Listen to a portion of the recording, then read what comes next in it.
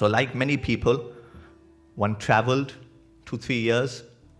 For me, the greatest learning base seemed to be the architectural monuments of India.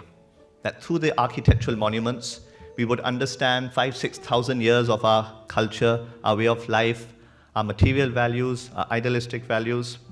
And maybe, because the architectural monuments are rooted in every little village, town, and city of our country, 3,500 world-class monuments. Anywhere else in the world, these would have become the centers of development for the nation. For us, most of them are used for things which most of us are ashamed of. But still, through that process of 2-3 years, one came to understand where lies the strength, the roots of a nation, a civilization. And is it rooted in creativity?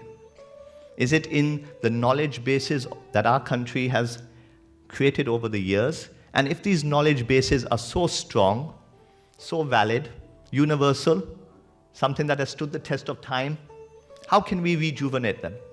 How can we restructure them? How can we bring them to live again on today's terms? To transform themselves. Once upon a time, they may have been centers of dynasties, may have been centers of great creative thought, great activity, great wealth, great communion development of communities. Today, they have failed to play that role. And slowly one began to understand a few of the basic problems facing our country.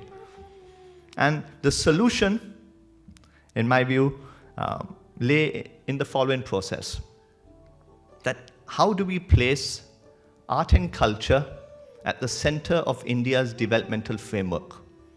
What do we do so that all the knowledge bases rooted in all our artistic and cultural heritage and all the contemporary artistic and cultural activities, how are these knowledge bases placed at the center of our material developmental framework?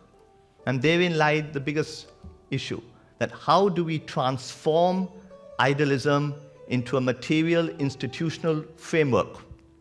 The essential difference between Western civilization and Eastern civilization is the success of this transformation, that the Western world truly understood in a better way how to transform human idealism into material institutional frameworks which take forward that idealism through certain processes, through certain entities, which irrespective of the individual, whether the individual lives or dies, whether the inspiration of the individual lives on, those ideas are somewhere along the line perpetuated.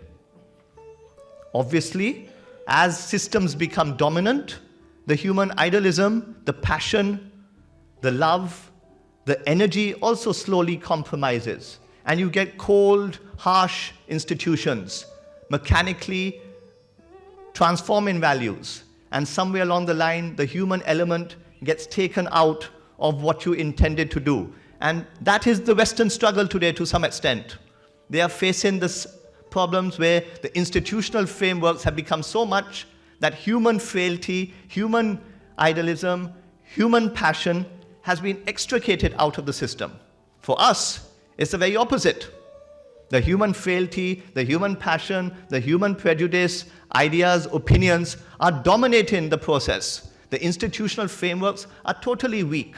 They are unable to take forward the idealism in a systematic, material manner. So how do you make that transformation, if at all? Of course, many things are working perfectly. Many things have great idealism. Many things are working with great efficiency. And they can even become better. But where lies that fundamental problem which today still keeps the academic intelligentsia, the creative intelligentsia on the margins? Every day we complain about our politicians. We complain about business. We complain about the corruption of the system. But what is the role of the intelligentsia in this process? Where are they? Why are they not taking the responsibility? Why are they not empowered? Why are they sitting on a certain process by which financially they're number one dependent? Dependent on government largesse, dependent on corporate sponsorship, dependent on donations. Why should the academic intelligentsia, the source of knowledge, be dependent on anyone's financial goodwill? Because the very nature of wealth is rooted in knowledge. There is no wealth in this world worth creating which is not rooted in some form of knowledge. So why is it that the very center of the creation of that knowledge is today marginalized and not playing a fundamental role in the development of the values of the nation and the civilization? And why is this something that is so radical that the intelligentsia, the educational institutes, the artistic institutes, the cultural institutes should strive for their own financial independence? So suddenly one thought came to me during those travels, and I think it was in a place called Bijapur. It was sitting next to the old Adil Shahi unfinished tomb. No one was there, one of the greatest unfinished monuments of the world. And I was sitting alone. There were probably 2 people in the whole area. And I thought, if this was anywhere else in the world, this would be the center of the community. It would be the center of the state. And here we are, Bijapur, one of the greatest cities the world has ever seen, rotting away, falling apart, decaying in front of us, whatever the reasons. And how do we transform that? And all my life, 30 years, I gambled. My greatest source of knowledge and understanding life came through gambling, came through the reckless pursuit of destroying wealth, of saying, I don't want wealth to attack me. I don't want wealth to be attached to me. I don't want any sense of responsibility to do with economic or financial affairs. And I will throw it away. Every piece of wealth that comes to me, I will gamble away like any man who says, wealth does not matter. And I come back home, and suddenly my biggest challenge becomes, how do I create wealth in a system which first and foremost must be driven by knowledge, which must maintain the integrity and the idealism of that knowledge, must be rooted in creativity. Because at the end of the day, every individual is first and foremost a creative individual. They have a desire to experiment. They have a desire to play with the uncertain. They have a desire to break the rules, to have love and compassion for everything that comes to us. There is no concept that we cannot take from this part of the world or from that part of the world. If we were left on our own, every corner of the world could become our home. That is the universe nature of the heart and the mind and the soul.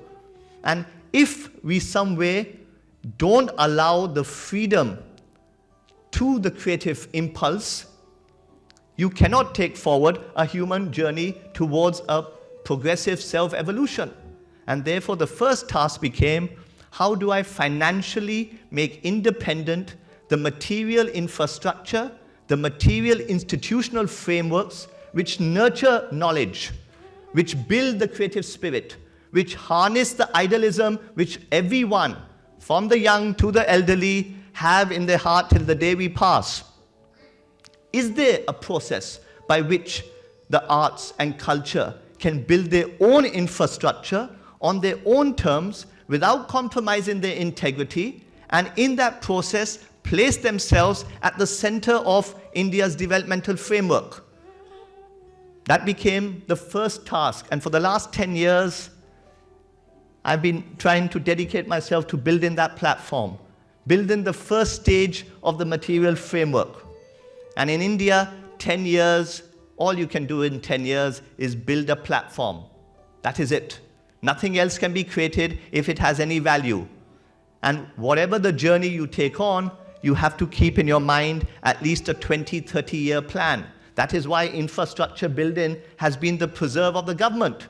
The private sector or the individual never dare to think on 10, 15, 20, 30-year plans and then to imagine, where will I get my support? How will I create wealth from something which is essentially God's gift? To be creative, to have knowledge. And the question becomes a structural issue. Because at the end of the day, you have to have faith that humanity is always aspiring towards enhancing their knowledge. And because of that aspiration, because of that desire, if knowledge is shared with them, if knowledge is effectively disseminated with love, with passion, with integrity, they will pay for it. And they will pay for it lovingly and openly. That has been the journey of the West to a very large extent. Many things are astray, and many things have not been understood by that journey. But in India, we have a totally different, unique potential. And the reason is very simple. The Western journey towards integrating art and culture into a material institutional framework went hand in hand with industrialization. And as a result, the values of industrialization determined to a very large extent how art and culture was to be placed in society. And people therefore created museums on one side, and the other side there were galleries for artists, there were seminars, conferences, archives, libraries, auction houses, different kinds of platforms, entertainment centers. All of these were different kinds of platforms by which some kind of creativity was shared with the world. Cinema halls were created, musical halls were created, opera houses were created. All of these had a certain role to play, and there was an economic agenda. In India, because we still have not developed a unique developmental framework of our own, rooted in our own journey, tackling the fundamental problems which are unique to us, the role of art and culture does not necessarily have to follow many material norms. There's nothing laid out that art and culture must play a role only for museums and the archives and libraries and the galleries. Because the framework is open to be redesigned, restructured. All of us, as I said earlier, are creative individuals. All of us. There is not one day in which all of us do not want to learn something new. There is not one day in which most of us think, it would be lovely if I could re-educate myself, if I could open a new knowledge base for myself. And yet, the most mediocre attitudes are there towards education. And education is placed at certain 4-5 year intervals of one's life when the mind is not capable of understanding the journey in front on so many levels. So, as it is, the manner by which we have structured education into daily life, the manner by which we have placed art and culture through the institutional platforms are flawed. And they have been flawed because the intelligentsia, the creative minds, the academic scholarly minds never took responsibility themselves to place art and culture in the larger developmental framework. They leased out their responsibility to the bureaucrats, to the businessmen, to the people who would implement, to the people who had the money, to the people who could create a new agenda and in the process dilute and distort the idealism of the creative mind. And that whole process, which is living a daily force, and it is that frustration of each individual not being able to live their creativity, not being able to live being true to their inner voice, that eventually leads to all kinds of violence, all kinds of corruption. Because there is no human being in this world who is corrupt. No one is born corrupt, no one is born violent. There are violence and corruption in us, but that is a process of nurturing and exploiting it. And so therefore, the task seemed to me very simple. If we can create a platform which can transform itself into a larger infrastructure by which the arts and the creative world can generate their own wealth, systematically redistribute that wealth to build the infrastructure, to disseminate the passion and the energy to the larger world, you may have a new model by which artistic, cultural institutions and educational institutions are built. And in the process of building a new model, you will actually redefine the values by which each of these institutions function in a socio-economic political framework. Now, tackling that task, I first went to an auction house. I built India's first auction house for the arts. And it was very simple to me why an auction house should be the start of the process. Most of you have heard of the Christie's and Sotheby's great international auction houses, 200-year-old institutions. They still dominate the world. But I always thought, why is it that Christie's and Sotheby's never became the greatest universities of the world for art and culture. Every major artwork went through their doors. Every major source of knowledge had passed through their doors for 200 years. Why didn't they become archivists? Why didn't they also become libraries? Why didn't they build the universities? And I immediately thought, why can't we do this for India? An auction house does not have to remain an auction house. It is just an institutional platform. Of course, we will fulfill the responsibilities of an auction house, and through that, we will generate wealth. And with that wealth, we will start our cross-subsidizing framework. And because of the knowledge that comes to us, yes, it may come to us for sale, but at the end of the day, how we use that knowledge is our responsibility. And how we redistribute the wealth is again our responsibility. And therein lies one of the biggest dilemmas facing the academic world, the whole relationship with wealth. Our whole understanding that what is the relationship between knowledge and wealth? Is it capable that the finest, greatest academic, scholarly, idealistic minds can also take responsibility for the material, rotten, daily, bureaucratic, administrative responsibilities which come with tackling wealth, without corrupting each other, without making each compromise itself? Does the human mind and energy have that ability? Does it have the energy to say, I can be the finest, most sensitive human, idealistic, creative mind? Simultaneously, I can also, with a different kind of detachment, take on my economic, material responsibilities of sharing that creativity with the world, of institutionalizing that creativity with the world. The moment the human mind understands that that is of course possible, and that the only reasons we have failed to do that is because of our conditioning and because of the nature of how responsibility has been allocated in the past, the whole process transforms itself. Now, instead of destroying wealth, let me create wealth. It should not be that much more difficult. And so the auction house emerged, but I imposed another discipline, that unlike any other auction house, we will also build from day one the archive, because the archive will become the basis of the library will become the basis of the university, and the university will become hopefully a model to help change the educational framework.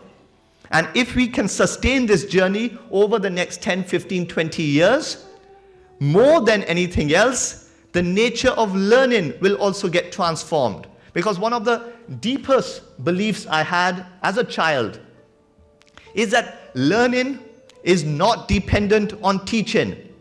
Learning is first and foremost about self-discovery.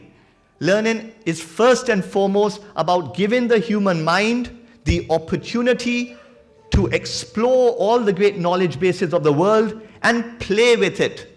Enjoy that process. You don't have to have a conclusion. You don't have to have a job at the end of it. You don't have to have a vocation. You have to discipline your mind so that whatever the world throws at you, you can absorb.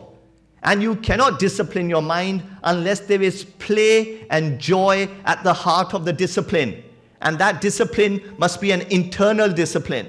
And therefore, the heart of any educational process must first and foremost be, how do you put self-discovery at the forefront of the learning process? And to put self-discovery at the forefront and to reprioritize teaching, you have to give the student, whoever that student may be, direct access to the greatest knowledge bases of the world. And therefore, from day one, I said, every penny we will earn, we will put into buying the archives, building the archives. It doesn't matter what we do. Every book, every journal, every painting, every sculpture, every playing cards, dolls, puppets, toys, masks, automatons, political propaganda, posters, film memorabilia, costumes, props, everything which has defined the knowledge of a country, of a civilization, we will build. And we will hold it like trustees and custodians for the country and for the world. And we will slowly, from that knowledge base, build new institutional platforms. We will transform that knowledge base from a static knowledge base into an active, rejuvenated knowledge base, which will be as capable of inspiring the working class who do not have the first basis of a knowledge, to the elite, to the middle classes, to anyone, because everyone can be inspired by the greatest cultural artifacts and creative objects. So therefore, the first journey was very simple. And the first journey was rooted in a conflict of interest, in the absorption of contradictions. You have an auction house whose job is to sell and to let go and to take on economic responsibility. And you have an archive whose job is to hold, to document, to archive, to hoard, and never to earn a penny, never to understand what is economic responsibility. And if both of them can merge from day one, you have your famous Jekyll and Hyde responsibility. And that is the nature of all great infrastructure building. You have to absorb contradictions. Bridge building is about building bridges between worlds which will never come together. There is no point talking to the same people who already share your values. The key is to transform a mind who is against you, to transform a mind who does not share your sensibility, to transform a mind who does not have the same heart as you have. Therein lies the nature of integration, and therein is the very essence of knowledge. So from day one, we took on that responsibility. Immediately, an auction house has to give rise to a publishing house, because a great auction has to come up with a document on a scale which very few businesses ever have to do. You have to document every artwork. You have to research it. You have to give legal title. You have to give provenance. You have to give material. You have to give condition report, preservation reports, literary references, illustrative references. It's a minefield for research. So the first simple objective was, if you can transform the auction catalog, which essentially is an economic catalog, into a well-researched intellectual document, you also fulfill the responsibilities of knowledge. So there is no contradiction. The only question is, will you give that time and love and energy to the process? So immediately a publishing house emerges. From a publishing house, the first thought is, I don't want anyone else to produce my books. I want to have the independence to produce the great books. I don't want books only with text. I want great images. If you are going to share art with the world, you cannot have textbooks without art, without color illustrations. I don't mind if it costs more. We must do this. This was one of the problems facing our educational system. For 50 years, we taught art to the students with black and white books without any pictures of the paintings. Such is the nature of the textual heavy responsibilities we had in our educational frameworks. So immediately you started a design house. When you start a design house, you bring a different sensibility. Simultaneously, I realized that modern and contemporary art can only reach so far. It is an elite little world. When I started and building the modern and contemporary art market, there was a few 100,000 people were involved. They were speaking to themselves. They were in small little galleries. Few museums kept artworks. Critics would write, no one would read. Media was not interested in it. Academic journals were not interested. Journals of any kind were few and far between, and usually with a very small distribution. The objective was very simple. India had reached a stage, unless you economically provide a trigger, the love will not come. We have abused the love. Books are selling at 20 rupees outside Churchgate Station. Oral traditions are destroyed. Everything is destroyed because we took for granted the love of our people. We took for granted the love for learning. Today, the world and the people demanded, if I do not see an economic trigger, or if I do not see some economic dimension, I am not going to be interested. And therefore, creating that economic excitement was a bait. And from that economic excitement, the love does emerge. Because how much can you do with economics? The economics is just a tool. It is just a weapon. It is a step. From that emerges new libraries, new archives, new institutional frameworks, a new energy. And therefore, from the auction house, we started the process of the publishing house, and we brought in cinema from day one. Because unlike the fine arts, cinema was something loved by the people. And yet, the people had treated cinema like an entertainment. They had not seen cinema as a great knowledge base, that cinema was one of the greatest creative processes of the world. It was a creative process that absorbed all different cultural disciplines, from literature to philosophy to photography to fashion to theater to music to dance. Cinema was that umbrella. But at the same time, in India, we had a great love for cinema, but no great cinematic culture. Two totally different things. And how do you transform that cinematic culture? All today you are seeing slowly the birth of world cinema in India. Bollywood is taking a second seat. You go to multiplexes, not even 35% occupancy. There's a restructuring in the minds of the student and the general public. We are no longer happy just having cinema which entertains. We want to think. We want new storylines. We want a different responsibility with cinema. That process we tried to push over for 10 years. When we started our film festival in Delhi with the government, barely a few hundred people would come. Last year, if you were there, thousands of people, youngsters, energy, sitting there all day long for 10 days, opening their minds. And we linked cinema to the arts, and then last year we linked it with literature. This year, we are now taking forward the Jaipur Literary Festival. Oceans is sponsoring that. And suddenly we have a great art house, auction house, taking responsibilities in the arts, a cinema film house, the film festival, taking responsibilities in cinema, and literary festivals. So now, for the first time in 10 years, we have a systematic framework to unite artists, filmmakers, writers, philosophers, poets on common platform. The energy which comes from that synergy, India has not seen before. The confidence that will come from different groups of the intelligentsia coming together will create its own momentum. And at the same time, it is financially independent. No agenda of anyone else, no corporate agenda. Oceans may be a corporate entity, but there is nothing, 99% of our activities has nothing to do with earning money. The one thing that earns money is the auction house and the art funds. So suddenly what emerges after 10 years is the following.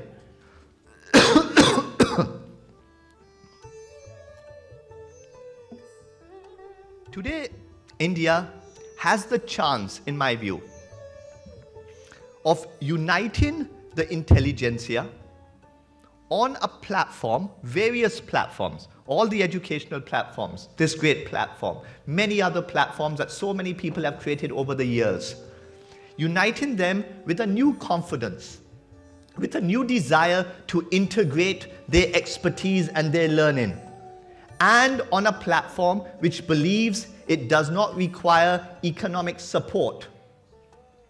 10 years from now, it is inevitable that the intelligentsia will take a much greater political responsibility, because from these platforms emerge new institutional frameworks, emerge new ways of coming together, of disseminating your knowledge, of getting across your idealism, of believing and sharing with the public that art and culture can also take on economic responsibility for tackling poverty, for tackling inequality, for tackling so many other problems no one ever thought of.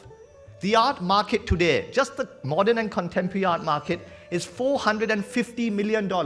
I started at $1 million. There is no other sector in India that has grown at that scale. And trust me, we have not done it with any economic focus. Economics is the byproduct. Just understand one basic nature of the object, the art object. What is an art object? An art object has many dimensions. Its first dimension is the aesthetic. That aesthetic dimension is its core. That gives it the value. that gives it the meaning. Because of the aesthetic originality comes a historical dimension.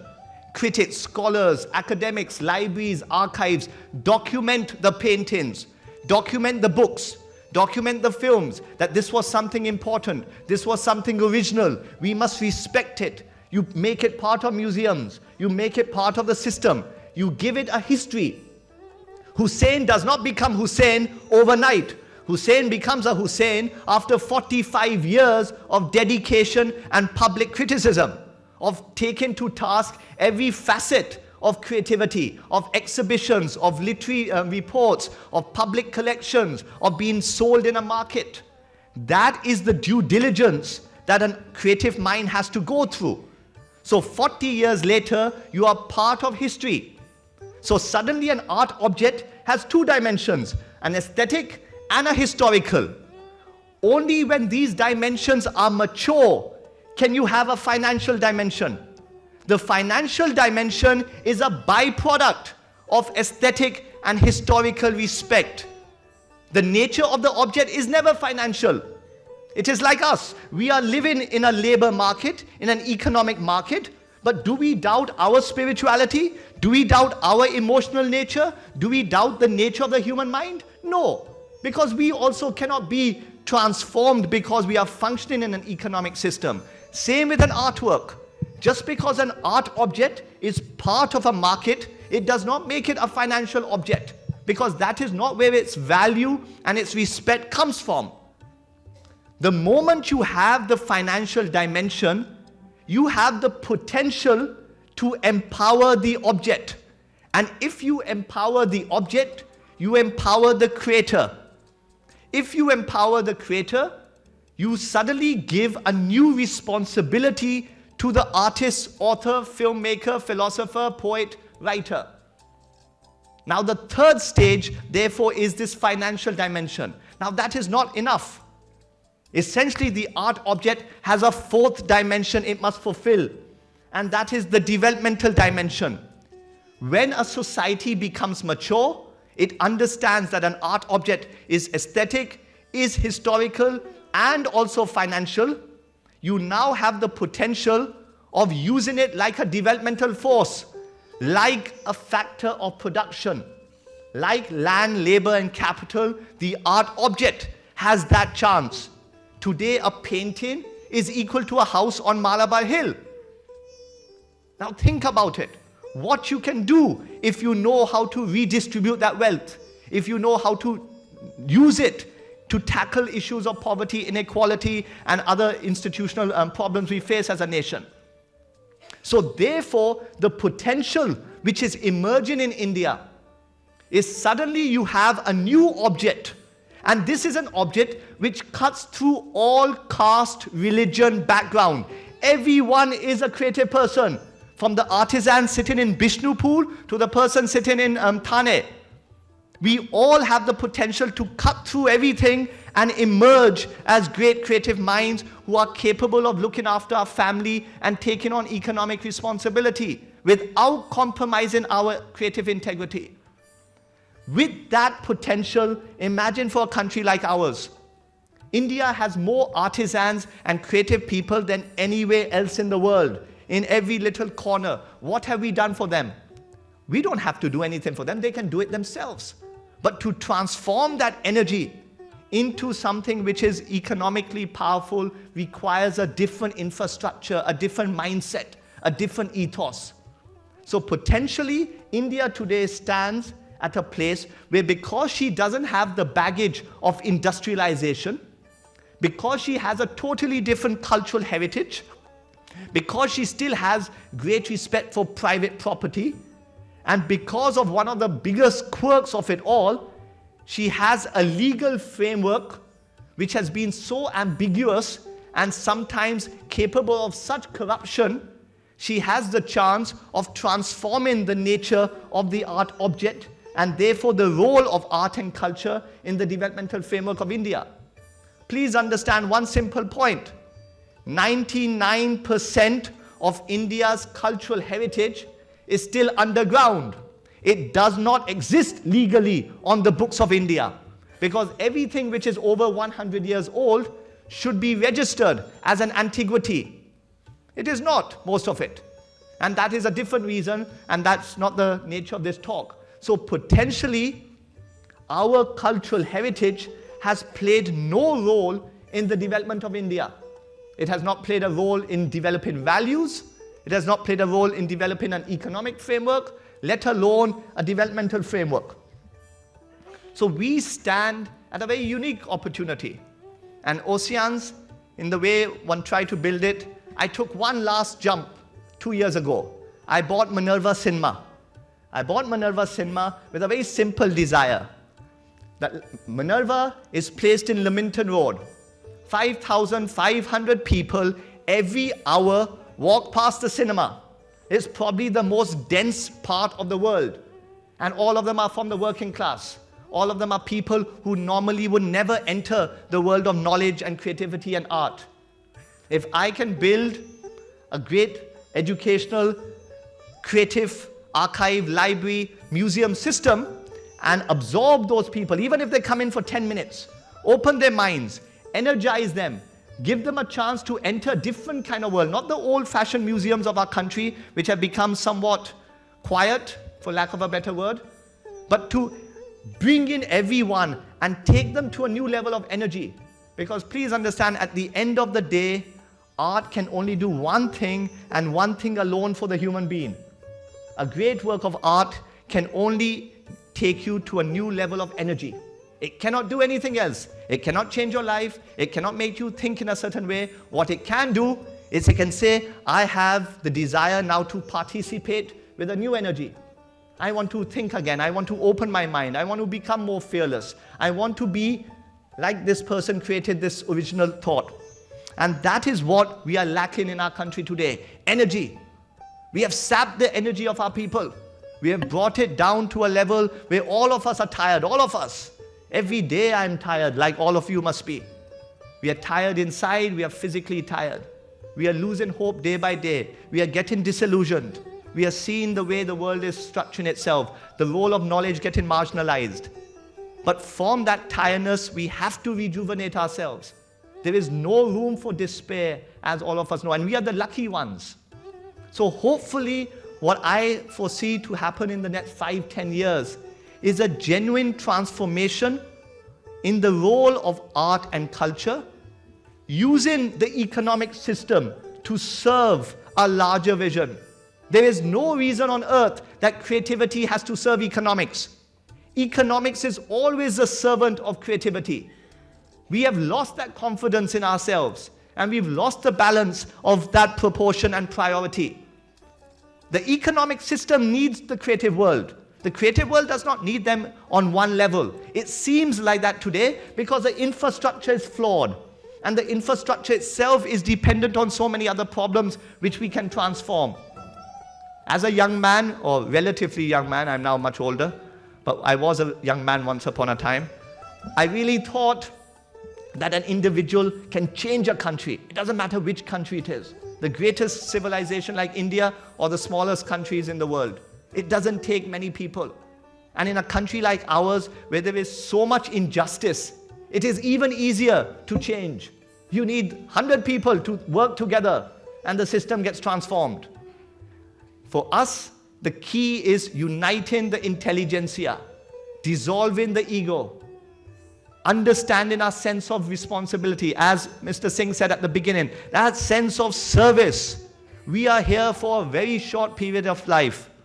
We have nothing to create but for others, and through that, transform ourselves. The greatest selflessness comes from deep selfishness. If you do not live your life with a deep commitment to your selfish beliefs, the selflessness will never follow. It is like understanding wealth.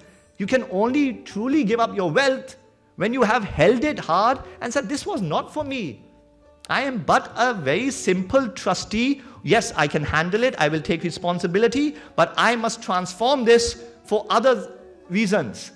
And that is what all of us learned people who have the opportunities, who have the chance of empowering others, even in a small way, one person, two people. I beseech that each of us believe in a new confidence that the idealism will prevail. You just take a country like America. I don't know what Obama will do, but the fact of the matter is that a country such as that has taken a great leap of faith. They've taken a leap of hope with the greatest material systems on their head. We may criticize America for many reasons, but there's no other country that has taken that risk of giving the individual the freedom to do what they want. Now, there's other ways of institutionalizing that freedom and fearlessness, and all of us must do it the way we can.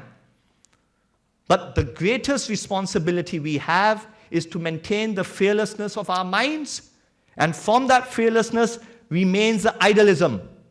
And if we keep our idealism alive, everything will emerge. It's a matter of time. Thank you very much.